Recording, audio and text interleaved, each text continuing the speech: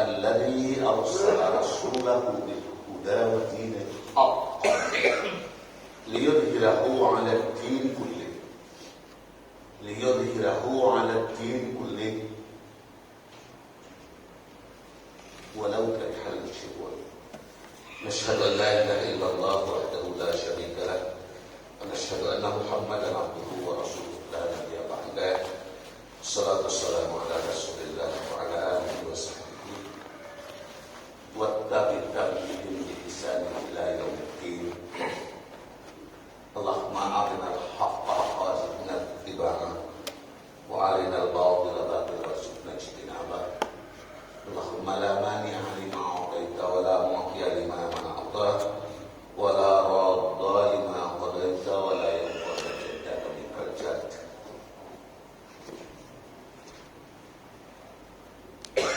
قال الله سبحانه وتعالى في القرآن العظيم: أعوذ بالله من الشيطان الرجيم. بسم الله الرحمن الرحيم. اقرأ باسم ربك الذي خلق الإنسان من علق اقرأ وربك الأكرم الذي علم بالقلم علم الإنسان ما لم يعلم. وقال الله سبحانه وتعالى في القرآن العظيم أيضا: يا أيها المدثر قم فأنذر وربك فكبر وثيابك فطهر والرجز فاهجر ولا تمنن تستكبر ولربك فاشكر. وقال أيضا: اليوم يئس الذين كفروا من دينكم فلا تخشوهم واخشوني اليوم أكملت لكم دينكم وأتممت عليكم نعمتي ورضيت لكم الإسلام دينا. Sadaqallahul Azim. Ma'asyiral muslimin ayyuhal hadir rahimakumullah. Usikum wa iyaya bittaqwallah. Usikum wa iyaya bittaqwallah. Usikum wa iyaya bittaqwallah wa ta'atihi la'allakum tuflihun. Jemaah setia sahabat surga Masjid Al-Ihsan. Semoga Allah Subhanahu wa taala berkenankan di pagi hari ini Allah membalas segala bentuk beribadah kita dengan balasan berlipat ganda, dengan nilai yang terbaik di sisi Allah Subhanahu wa taala baik buat kita maupun seluruh keluarga kita. Mudah-mudahan kita tetap membuat tekad yang membaca di dalam diri kita untuk memiliki kemampuan mewujudkan cita-cita. Pertama, husnul khotimah. Yang kedua, kita membimbing semua unsur tanggung jawab kependudukan kita dalam segmentasi lingkup keluarga. Dalam hal ini yang terus maksudkan kita, istri, anak kita.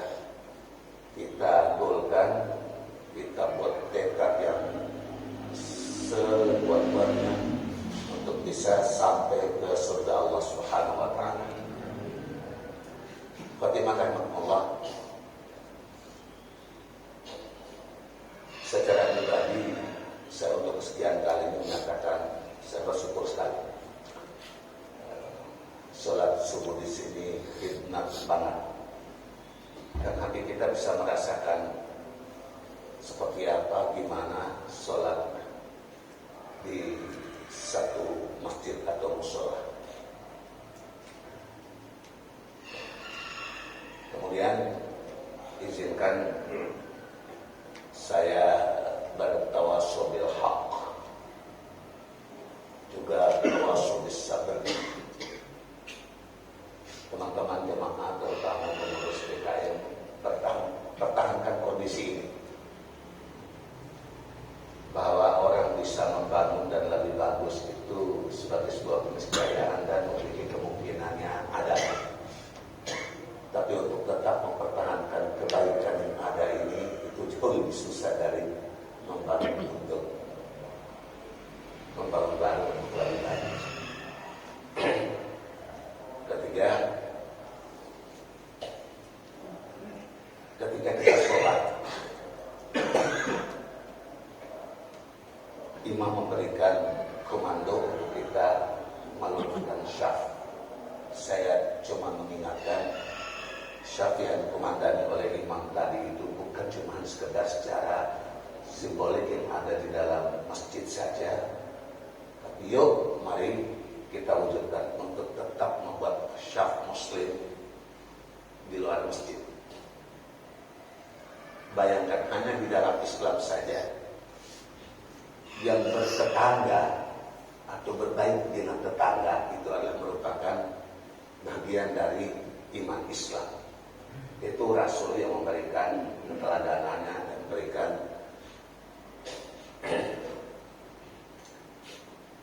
contoh atau perintah kepada kita, mengkana yu'minu billah wal yawmil akhir wal yuhsin ila jari. Barang siapa beriman kepada Allah dan hari akhir, hendaklah dia berbaik-baik sama tetangga. Saya ulangi, di 5 agama di Indonesia, kemudian ditambah bonus 1 Konghucu. Kalau sejarahnya bagaimana, itu sudah diakui oleh negara. Semua agama yang diakui di Indonesia itu hanya Islam saja memiliki peduli dengan format falyuhsin ila jari. Hendaklah kamu berbaik-baik sama tetangga. Dan karena itu ada yang saya sampaikan bahwa di pagi hari ini akan jauh lebih bagus kita juga memiliki peran berdakwah kepada orang yang terdekat kita sesudah keluar dari yang satu itu. Kan kita masih punya sepupu, kita masih punya ponakan, kita masih punya mantu. Syaf ini yang perlu dijaga. Oleh Rasul bilang seperti itu. Sehingga teman-teman sekalian jamaah setia Masjid Al-Ihsan,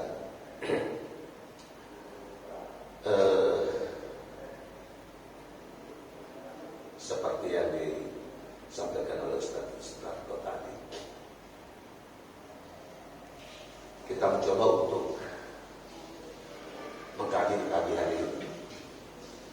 Nggak perlu lihat bahwa ini badal atau apa. Yang paling pokok kita punya komitmen untuk belajar kapan saja, di mana saja, kepada siapa saja, baik itu utama maupun badal. Jadi kalau badal sebisa.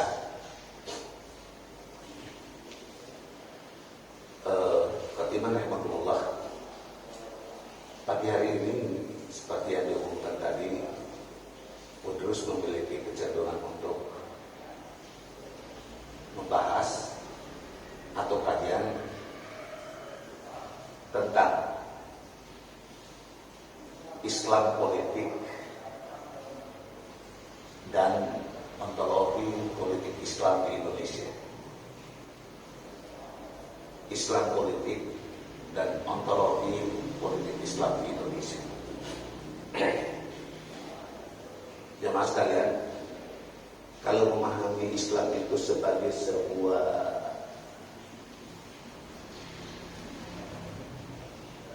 sistem nilai, dan itu kalau sistem nilai itu gede banget, dan oleh Allah Subhanahu wa Ta'ala yang Maha mengetahui, kalau orang belajar tuh lihat strukturnya itu subhanallah bagus banget. Dan kita yakin kepada diri kita, mudah-mudahan secara pribadi maupun secara kelompok kecil ini kita berada pada posisi turut serta mengambil bagian dalam mensiarkan Islam atau dakwah untuk membesarkan Islam ini. Lihat saudara-saudara,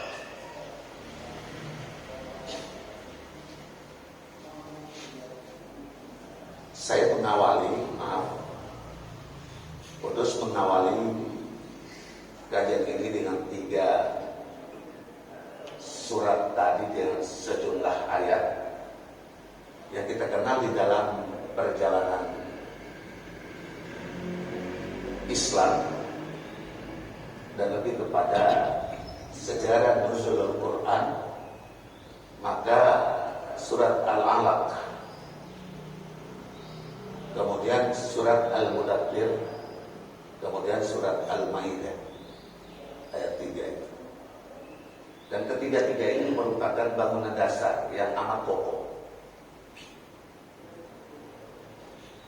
Allah Maha mengetahui merancang bangun struktur seperti ini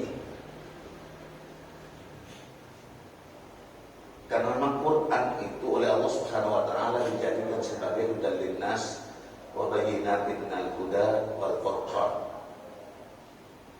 Satu lagi itu dalam dimensi psikologis oleh Al-Quran yang menyebutkan diri wa nunazzilu minal Qur'ani ma huwa shifaa'un wa rahmatul lil mu'minin wa la yazidud dhalimina illa khasya'. Itu fungsi esensial Quran. Kita kembali biar lebih fokus. Sebelum pada akhirnya kita harus berbicara tentang masalah politik Islam ataukah ontologi politik Islam di Indonesia. Kita lihat ini dulu supaya kita pelajar atau niru itu benar, pas apa tidak dengan apa yang selama ini diperjuangkan termasuk kita di dalam. Jadi kita lihat aja contoh bagaimana Allah Subhanahu wa taala memberikan bimbingan khusus pada Rasulullah sallallahu alaihi wasallam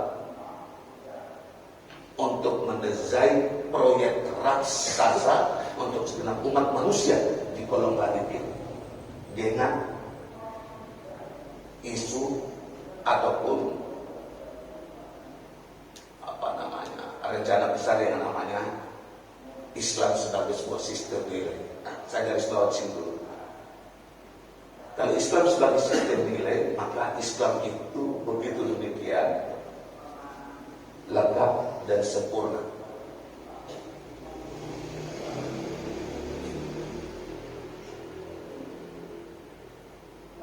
Sehingga ya, Bismillahirrahmanirrahim. Mari kita mencoba untuk membuka wawasan, menambah informasi, baik lewat kajian maupun literasi. Dan saat ini kita, alhamdulillah, ditopang dengan begitu banyaknya sumber informasi melalui media di abad global, di abad komunikasi ini. Tapi ingat satu hal, Al-Quran dalam terikat paduan, ya alladzina amanu in ja'akum fasiqun binaba'in fatabayyanu am tusibu qauman bijahalah wa tusbihu ala ma fa'altum nadimin. Al-Hujurat ayat 6 ini, teman-teman sekalian,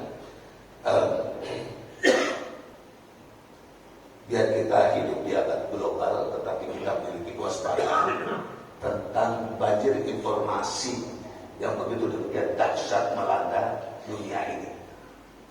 Alhamdulillah, Islam telah disiapkan perangkatnya oleh Allah Subhanahu wa taala bagi umat yang meyakininya, memiliki kesiapsiagaan dalam mengantisipasi setiap perubahan, terutama khususnya untuk informasi di abad komunikasi, di abad global ini. Teman-teman, kita melihat betapa proyek Islam itu begitu demikian dahsyat, diukur dan ditakar oleh Allah Subhanahu wa taala yang pas buat umat manusia.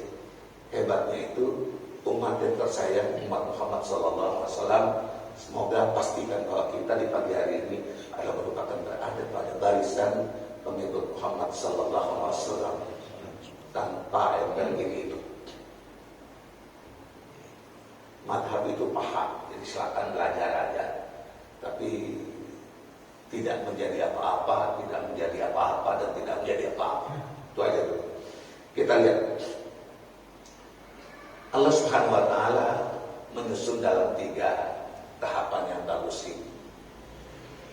Pertama, untuk memuliakan Islam itu sebagai sebuah isu besar bagi segenap umat manusia di kolong langit, maka Allah Subhanahu wa taala lebih dahulu untuk membangkitkan 124.000 nabi, 317 rasul, 25 rasul yang yakin dalam Islam, 5 masuk dalam kategori ulul azmi, dan Muhammad sallallahu alaihi wasallam sebagai the best of the best. Oke.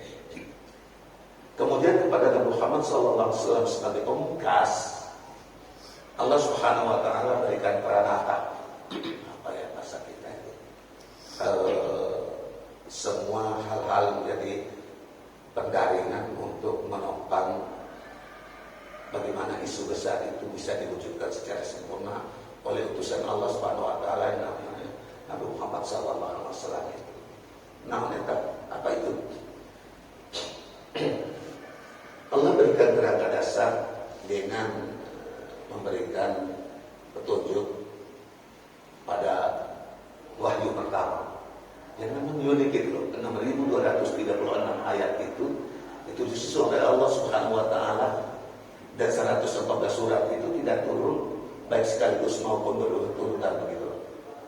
Tapi case-nya itu luar biasa yang disusun oleh Allah Subhanahu wa taala dan diberikan arahan untuk mengajar, mendidik, mengawal Rasulullah SAW dalam mewujudkan misi besar ini. Pertama, Allah Subhanahu wa taala meletakkan dasar human resource, bahasa anak sekolahan. SDM-nya itu sudah harus dibuat bagus. Apa? Hanya Islam saja. Kalau mau diterjemahkan dalam bahasa Indonesia itu agama yang diberikan modal untuk tingkat kecerdasan luar biasa. Hanya Islam. Kalau ada yang punya minat untuk belajar agama lain, bagaimana sebuah agama mereka itu terbentuk, apakah itu agama samawi maupun agama ardi, silakan. Lihat, ada atau tidak ada klausul awal untuk memberikan bimbingan pada Nabi bisa menyampaikan pada umatnya dengan tingkat kecerdasan, menyiapkan pemandunya untuk memberikan panduan terhadap umatnya itu dengan tingkat kecerdasan. Perintah untuk membaca, SDM-nya luar biasa. Iqra. Bahkan dalam riwayat turunnya ayat ini kan Rasul selalu menjawab ma'ana Bukhari. Ketika Jibril menuntun Iqra, baca, tapi Rasul jawab itu ma'ana Bukhari. Setelah 3 kali baru Rasul menyambung Iqra. Artinya apa? Allah Subhanahu wa taala memberikan instruksi kepada setiap kita untuk merancang bangun tentang antisipasi kehidupan itu dengan tingkat kecerdasan yang mumpuni. Iqra Bismi rabbikal ladzi khalaq. Jadi perintah dengan arah itu sudah jelas. Baca apa? Bismi rabbikal ladzi khalaq. Dengan nama Tuhanmu. Sehingga subhanallah, Allah Subhanahu wa taala menata kita untuk bimbingan pertama, yaitu akal pikiran kita, kemudian spiritual kita. Hampir semua nabi diberikan tuntunan modelnya mirip. Kita lihat pada perspektif yang oleh Allah Subhanahu wa taala memberikan bimbingan pada Kanjeng Rasul Muhammad sallallahu alaihi wasallam. Bismi rabbikal ladzi khalaq. Dengan nama Tuhanmu yang Maha menciptakan itu. Sehingga ada perlu di dalam itu bahwa unsur-unsur lain mungkin penting, tetapi belum perlu untuk instruksi pertama itu. Membaca alam semesta dengan nama Tuhan. Jadi tangan perkenalan pertama manusia itu kepada Tuhan.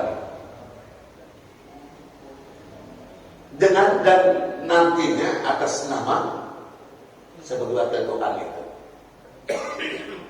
Iqra bismi rabbikal ladzi khalaq. Dan penekanan biar umat manusia tahu dan sadar bahwa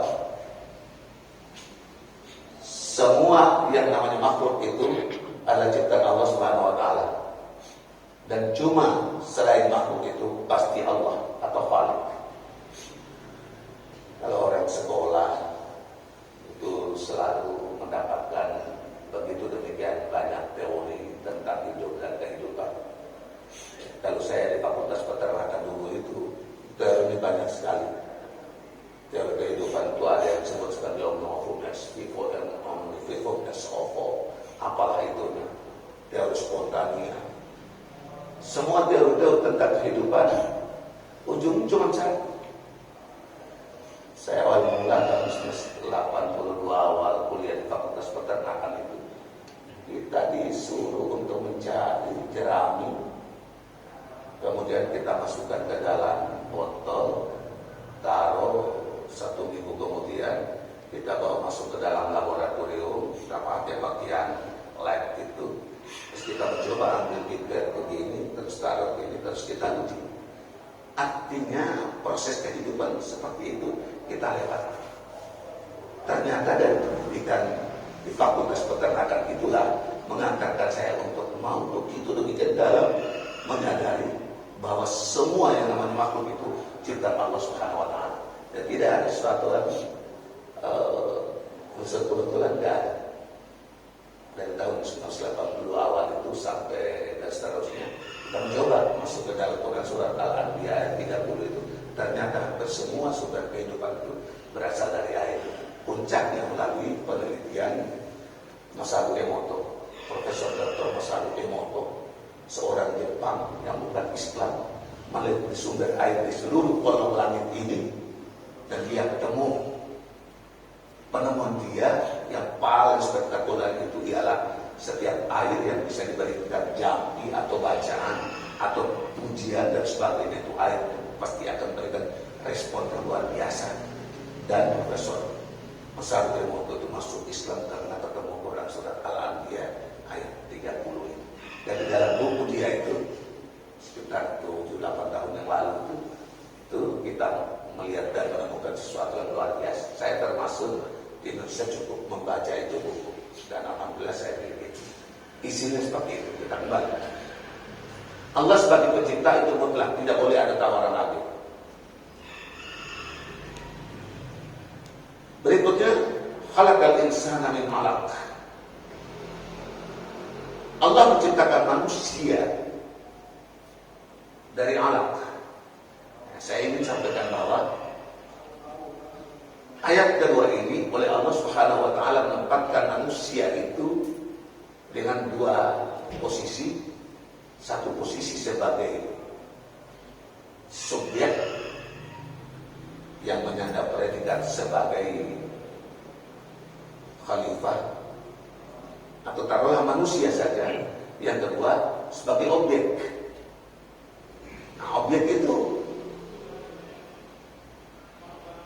Allah Subhanahu wa taala menyampaikan bahwa kita diciptakan dengan bahan baku al-alaq. Saya ulangi. Iqra bismi rabbikal ladzi khalaq, khalaqal insana min 'alaq. Allah menciptakan manusia itu dari alaq. Ya ternyata itu juga air juga, mani juga. Dengan beberapa turunan penamaan yang ada di dalam Al-Quran tentang proses penciptaan manusia, seperti itu.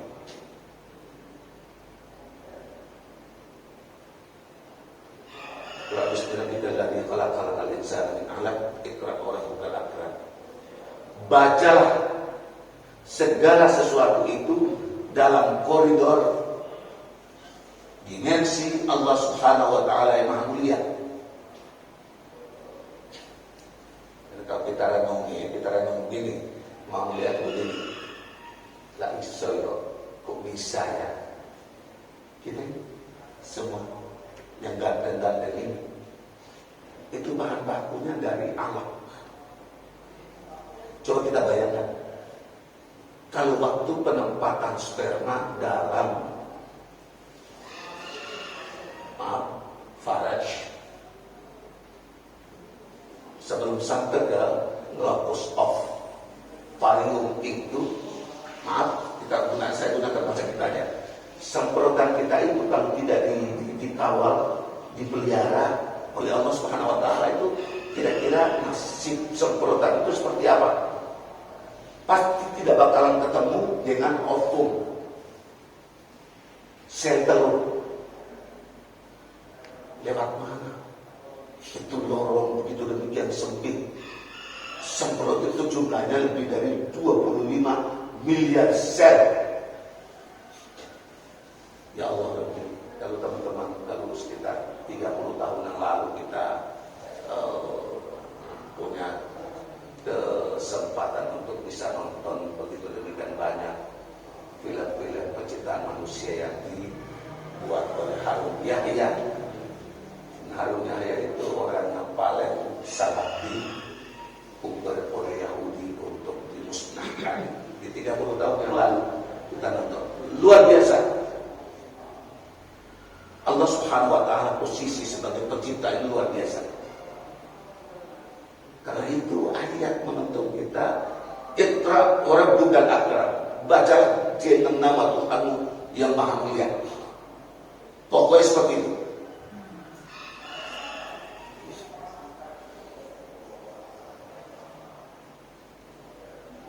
Alladzi 'allama bil qalam,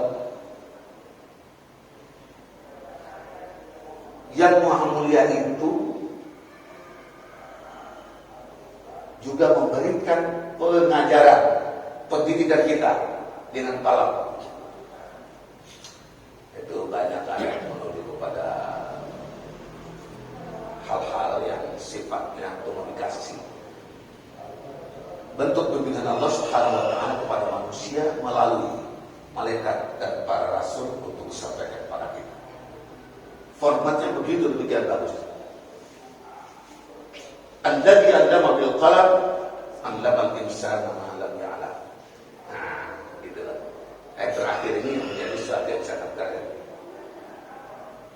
Bimbingan Allah Subhanahu wa ta'ala selalu dan senantiasa kepada kita. Dalam Al-Quran disebut sebagai mayyadillah fala mudhillalah. Kalau Allah Subhanahu wa ta'ala memberikan bimbingan kepada kita, maka tidak ada satu pun kekuatan untuk bisa menghalanginya. Wa may yudlilhu fala hadiyalah, dan barang siapa kalau tidak mendapatkan bimbingan Allah, maka tidak ada seorang pun sehebat apapun mampu untuk membimbingnya. Ujung kalimat ini saya memahami bahwa Sadaqallahu al-azim, Allah itu hebat sekali. Kurang apa sih? Mamanya, Pak Alenya, Kanjeng Rasulullah SAW, Abu Talib, itu kan adik kandung dari Muhammad SAW. Kalau kita mikir-mikir, itu kan paman kandung Pak Ale, encingnya, lah kok iso tidak bisa dapat bimbingan Allah SWT. Kenapa? Allah bilang, wa may yudlilhu fala hadiyalah. Barang siapa yang tidak mendapatkan bimbingan Allah atau yang disesatkan, maka tidak ada satu kekuatan bisa memberikan bimbingan. Faktanya seperti itu. Jadi saya memahami itu. Kira-kira kalau boleh kita bagi nasihat di Kemayoran ini, saya bilang gini, jangan mentang-mentang saudara-saudaraku baik yang ada dalam masjid maupun di luar untuk menepuk dada dengan membusuk dada. Lu jangan sekate-kate ya. Ini gue juga cucu kiai, ini cucu kiai, ini cucu ulama. Bahwa kakek engkong ente ulama itu benar, dan dia belajar. Ente tidak belajar. Sudah di masjid, kesempatan untuk belajar malam pulang. Terus apa yang kita bisa banggakan pada nenek moyang kita? Cuma menepuk dada segini-gini mah cucu kiai. Maaf saya terpaksa harus bilang seperti ini karena di tengah masyarakat saya menyaksikan banyak orang pongah seperti itu. Jangan kata-kata ya itu maka ya benar. Siapa yang bilang kagak? Oke, kita kembali. Satu, artinya untuk mengusung sesuatu nilai yang sangat besar dalam perspektif sistemik itu kita butuh SDM. Nah, orang hari ini menyebutkan HRD. Human Resource Development. Jadi ada sumber daya manusia yang harus mengusung sebuah ide besar itu. Saya melihat membaca untuk menggerakkan Islam itu butuh SDM yang bagus. Alhamdulillah di masjid ini perspektifnya sangat bagus. Di masjid lain-lain itu saya melihat, ya karena suka jalan-jalan, dan imam itu suara dia sendiri aja hampir tidak bisa dengar, dan itu tidak sesuai dengan kita punya tadi. Subhanallah, saya getar. Andaikan saya ditakdirkan mendekat sini, saya pastikan saya menjadi jemaah di sini dengan baca imam yang bersih dan menggetarkan hati. Kenapa? Umur segitu itu lagi bagus-bagus juga. Di tempat lain itu hanya karena apa? Tidak itu. Dan sini sudah bagus banget. Tempat lain itu tinggal batuknya, tutnya itu nasdaq dari imam tapi bacaan. Alhamdulillah kita bersyukur pada Allah Subhanahu Wa Taala. Seperti tadi saya garis bawah itu, mempertahankan ada ini jauh lebih susah daripada membangun satu yang baru. Setelah kita bisa menyusun kerangkai mensos SDM yang bagus, baru oleh Allah Subhanahu Wa Taala memberikan bimbingan dengan perintah berikutnya. Ya ayyuhal mudaththir. Jadi pokoknya kalimat Allah Subhanahu Wa Taala dalam Al-Quran, kata itu saja, itu sejak turunnya, nuzulnya di 15 abad yang silam sampai kiamat, kalimat itu tetap up to date.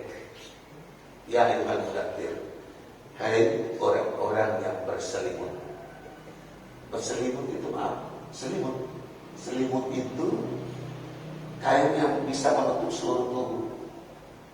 Kalau pemahaman modern, pemahaman kita begini, orang-orang tertutup oleh sebuah situasi dan kondisi yang tertutup.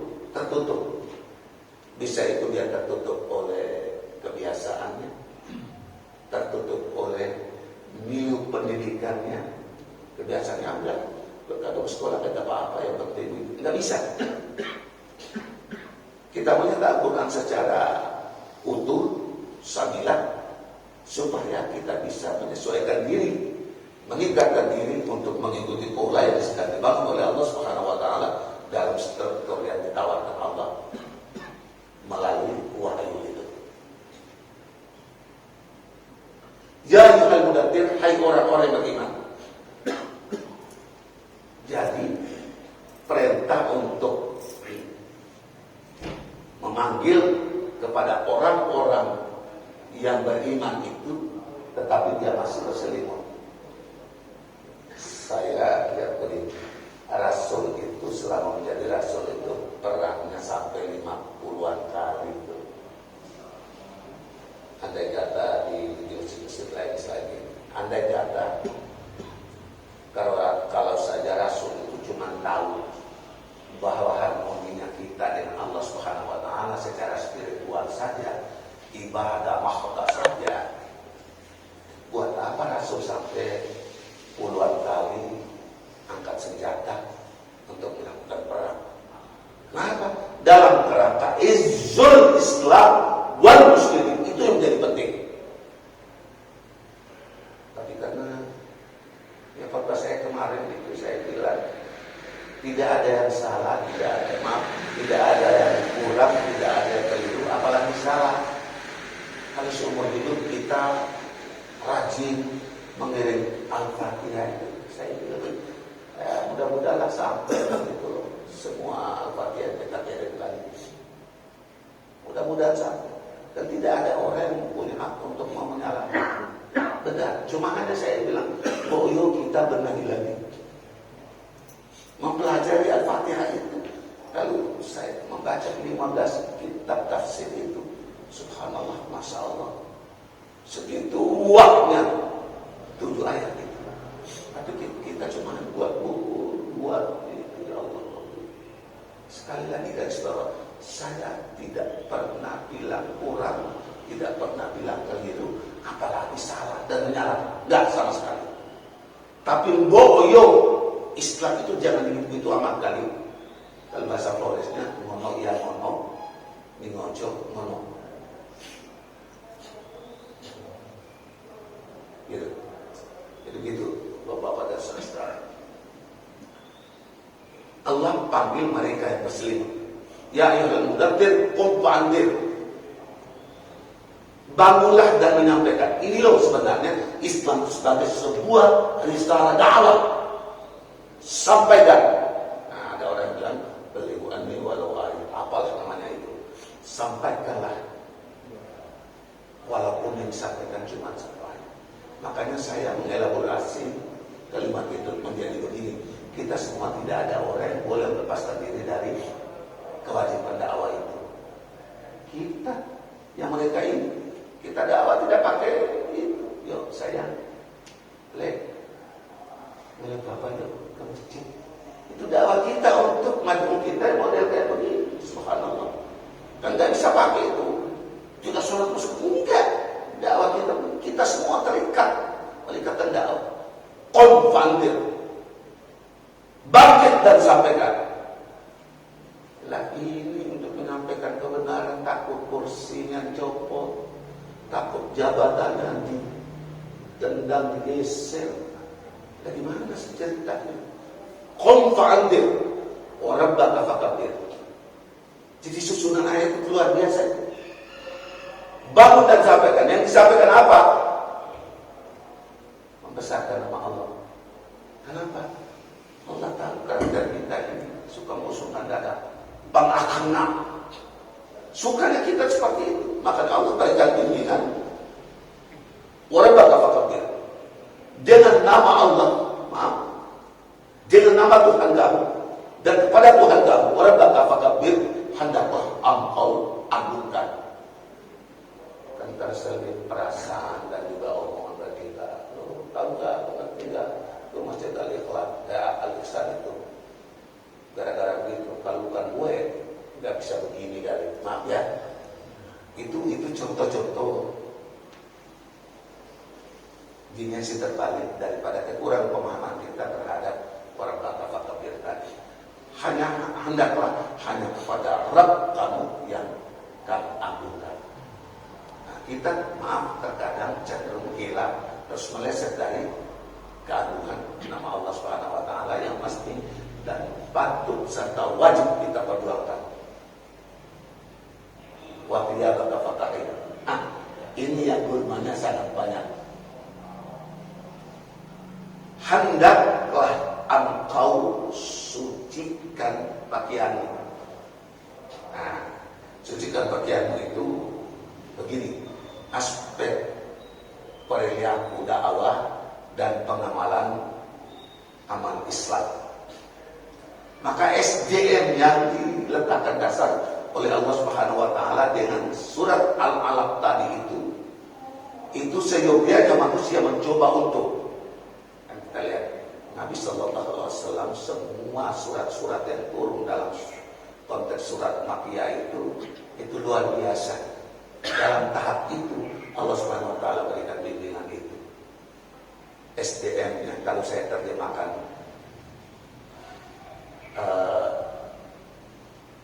intelektual quotient, kemudian spiritual quotient.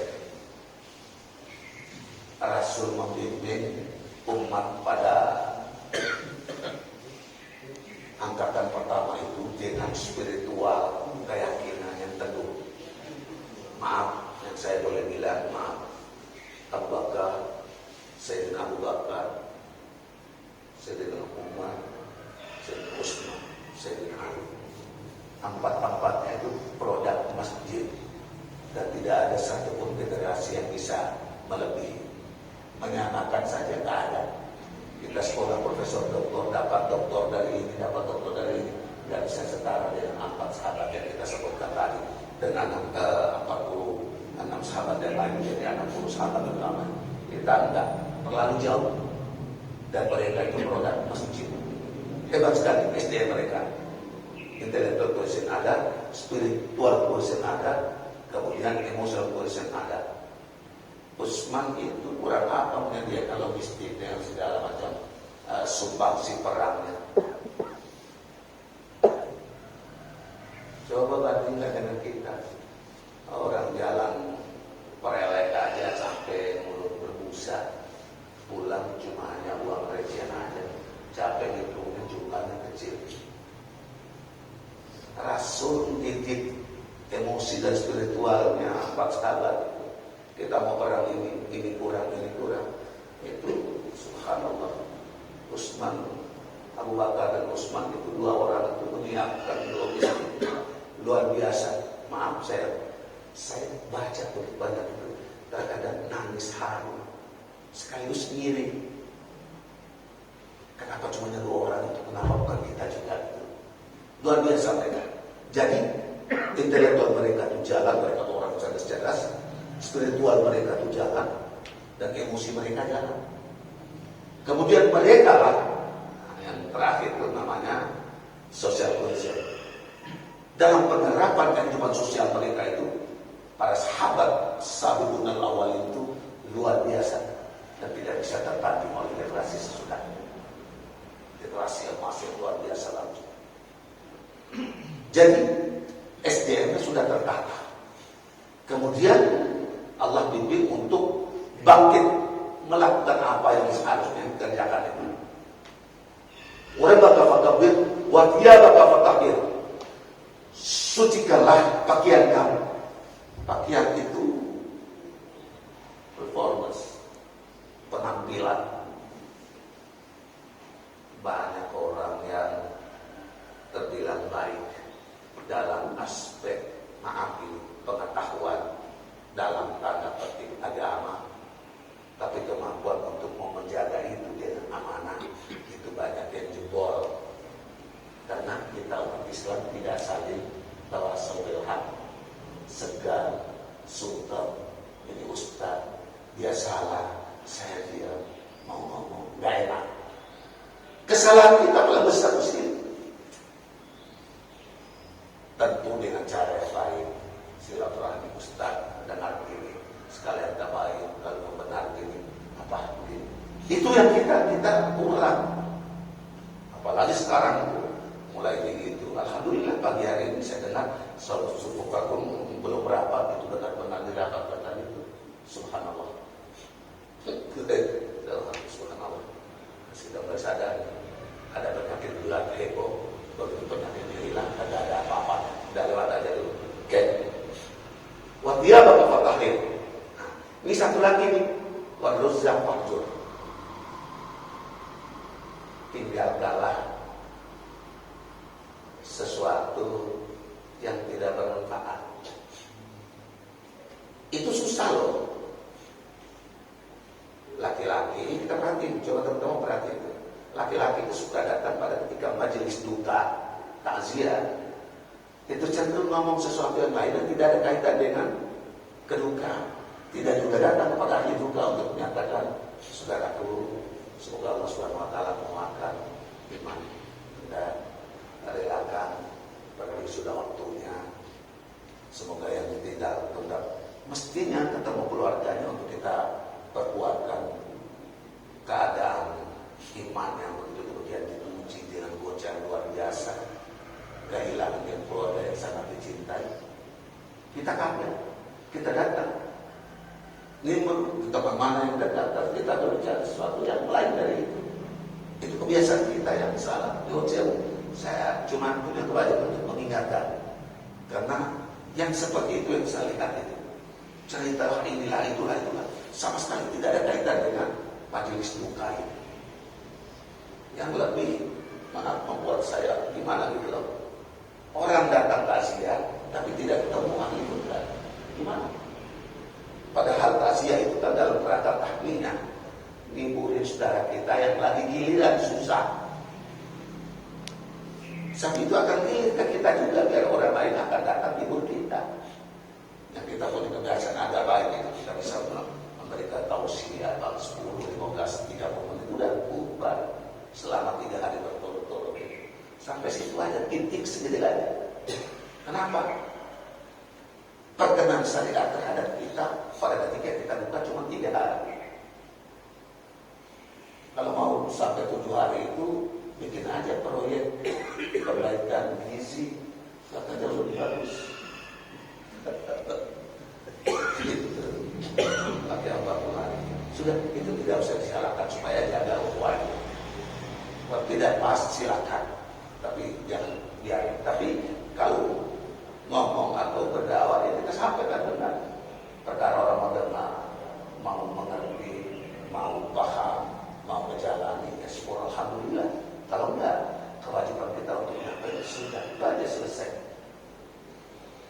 Waruzza fahjur, tinggalkan segala ketentuan yang tidak bermanfaat. Hari ini, kita benar-benar kebanjiran apa yang disebut dengan tugas netizen. Kan ayat tadi kita baca itu ya ayyuhalladzina amanu in ja'at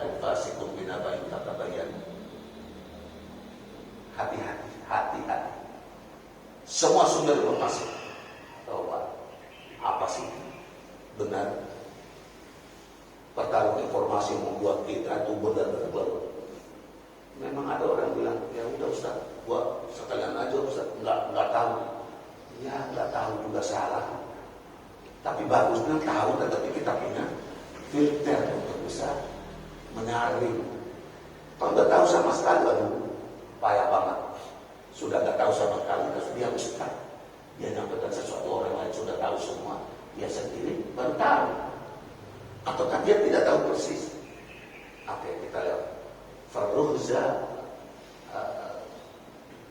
dia bakal bertakir warruhza fahjur. Tinggalkan segala sesuatu tentang pemikiran tidak bermanfaat. Jadi menuntut kepada kita untuk bisa memberikan skala prioritas mana yang benar, baik dan bagus untuk dilakukan, mana yang tidak benar, salah dan mestinya harus ditinggalkan. Ayat ini mafhum al-fahnya begitu. Nah, ini dimensi manusia. Falatan tastakbir. Ini maaf, hampir saja kita semua kena pasal ini. Kita semua dituduh oleh pasal ini. Ayatnya begini, falatan tastakbir. Janganlah engkau mengharapkan sesuatu kepada orang yang pernah engkau bantu padanya. Halo? Kita ini, saudara kita secara ekonomi tidak mampu.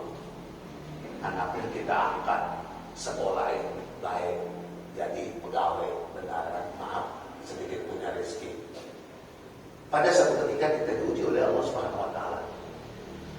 Anak yang kita baik, kita sekolah, kita jadi ujian, kita jasa itu. Pada saat kita butuh, tapi dia yang benar-benar qadarullah tidak bisa datang pada saat kita butuh. Kira-kira mau apa? Maaf ya, maaf. Anak atau tidak ada mengajar atau balas jasa. Coba kalau dulu bukan gua yang begini, apa dia bisa begitu? Halo. Wala tamuntas takdir. Jangan coba-coba untuk meminta sesuatu kepada orang yang pernah kamu berikan jasa padanya. Jadi ikhlas pada dirinya.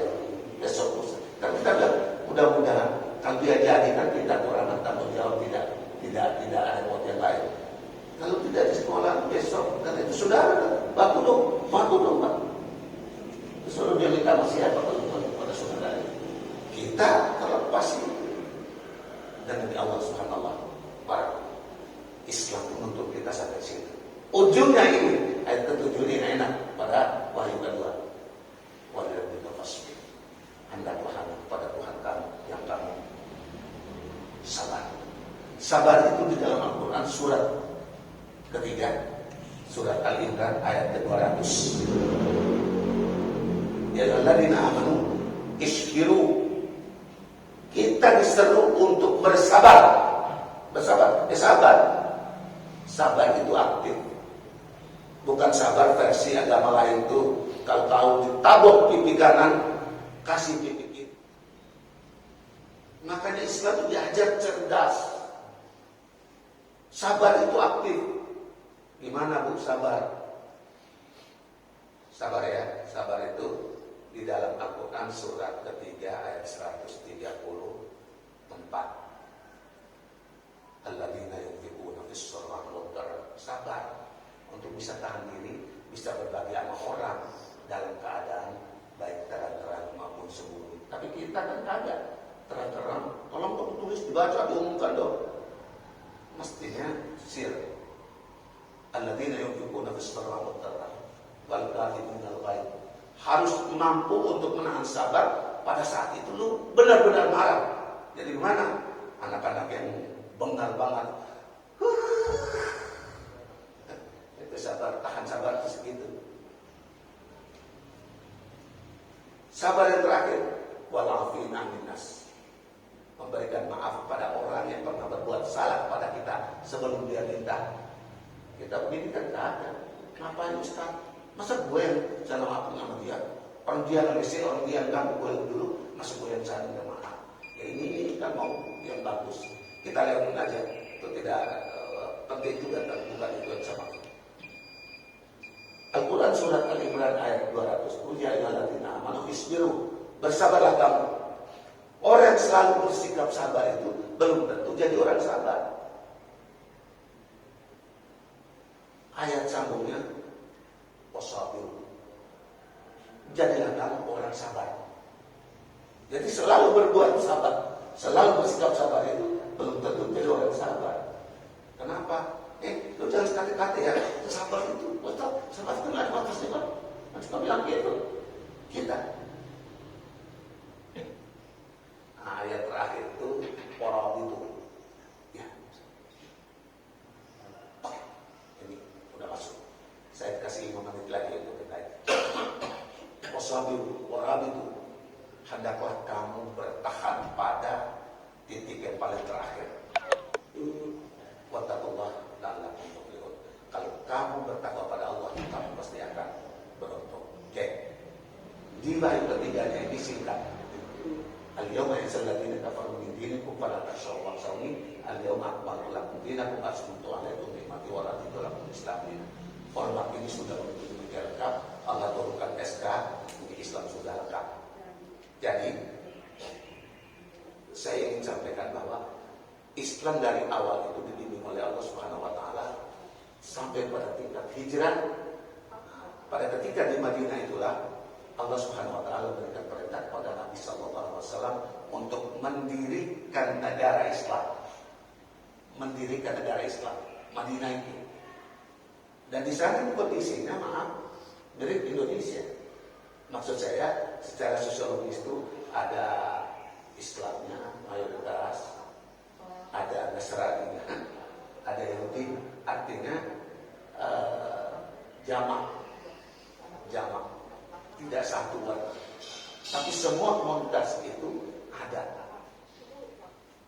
Mereka menjalankan politik agama, mendirikan agama dalam basis politik yang dipimpin oleh Rasulullah Sallallahu Alaihi Wasallam.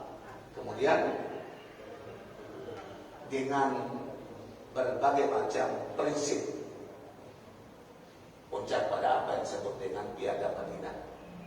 Piagam Madinah itu tercatat dalam sejarah adalah merupakan sebuah perjanjian tertulis yang paling tua, paling hebat, paling bagus yang pernah ada dalam perjalanan umat manusia, dan hanya pada Muhammad SAW. Dengan isinya luar biasa, kita tidak upload ini. Sekarang kita tarik Islam politik yang dibangun oleh Rasulullah SAW dengan negara Madinah dan ontologi politik Islam Indonesia. Singkat, orang Eropa, Profesor Dr. Benjamin Boland, ahli peneliti, bahkan dia menulis tentang kanun asasi. Dia tongkrong, dia meneliti tentang perkembangan Islam di Indonesia sejak pergerakan, perjuangan, dan kemerdekaan pada tanggal 15 Agustus 1945,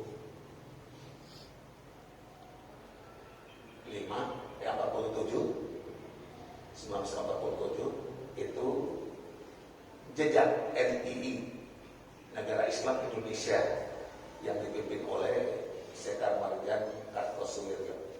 Buku apa perlu banyak, tapi juga terbatas dibaca oleh orang-orang segelintir saja, karena di zaman Soeharto itu buku-buku kayak begitu tuh orang baca itu cari perkara. Kita alhamdulillah baca udah lewat gitu ya, dengan segala konsekuensi. Oke? Di zaman Soeharto ke sini, itu kan zaman Soeharto gitu. Zaman Soeharto ke sini itu ada seorang peneliti satu lagi yang namanya Jeffrey Winters. Ini newspaper. Jeffrey Winters tentang Indonesia. Dia peneliti sampai 2 kali. Sekian hampir 20-an tahun lah meneliti tentang politik Islam di Indonesia. Kita lihatlah bagaimana negara itu pertama dibangun dengan jejak-jejaknya di pembukaan Undang-Undang 1945 itu semuanya Islam. Sampai pada tanggal 22 Juni, bukan 1 Juni, 22 Juni 1945 itu lahir Piagam Jakarta. Sejarah itu tidak boleh dicederai karena dia bahasa emas. baca dari sejarah, dia pasti akan dipecundang oleh sejarah. Jeffrey Winters itu, dengar baik-baik, Jeffrey Winters, dia bilang begini, negara Indonesia itu sedang dikuasai oleh pemimpinnya para maling. Yang bilang itu Profesor Dr.